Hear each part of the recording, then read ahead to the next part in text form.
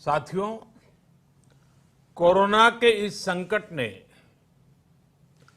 Work culture के साथ ही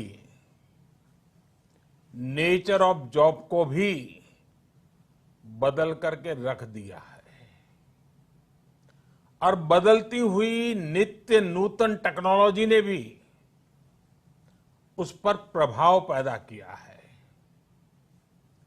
नए वर्क कल्चर और नए नेचर ऑफ जॉब को देखते हुए हमारे युवा नई नई स्किल्स को तेजी से अपना रहे हैं।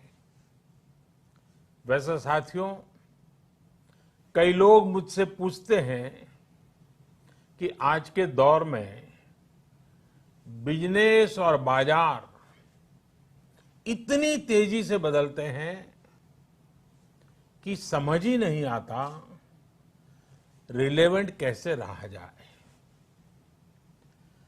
कोरोना के इस समय में तो ये सवाल और भी अहम हो गया है। साथियों, मैं इसका एक ही जवाब देता हूं। रिलेवेंट रहने का मंत्र है स्किल, रीस्किल और अपस्किल। स्किल का अर्थ है आप कोई नया हुनर सीखें। जैसे कि आपने लकड़ी के एक टुकड़े से कुर्सी बनाना सीखा तो आपका हुनर हुआ। आपने लकड़ी के उस टुकड़े की कीमत भी बढ़ा दी, वैल्यू एडिशन किया।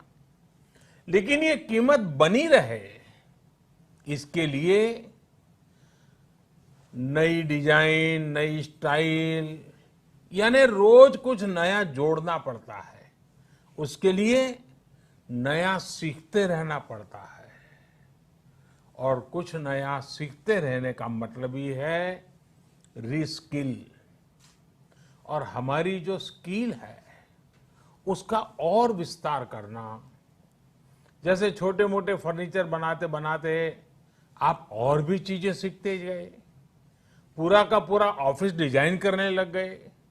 अब वो हो गया स्किल, रीस्किल और अपस्किल का ये मंत्र जानना, समझना और उसका पालन करना हम सभी के जीवन में बहुत महत्वपूर्ण है।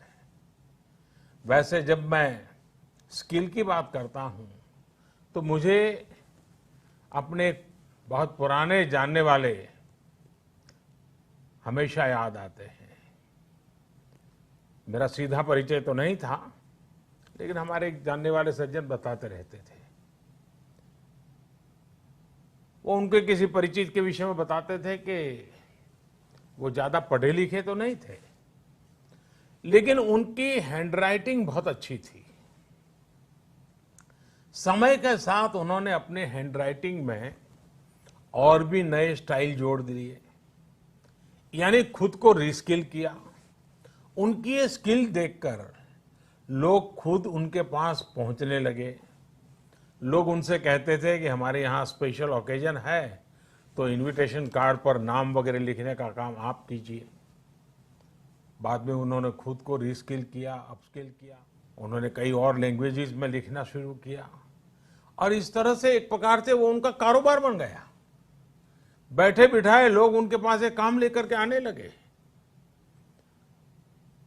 शौक से पनपा हुआ एक हुनर रोजी रोटी का और सम्मान का भी एक माध्यम बन गया।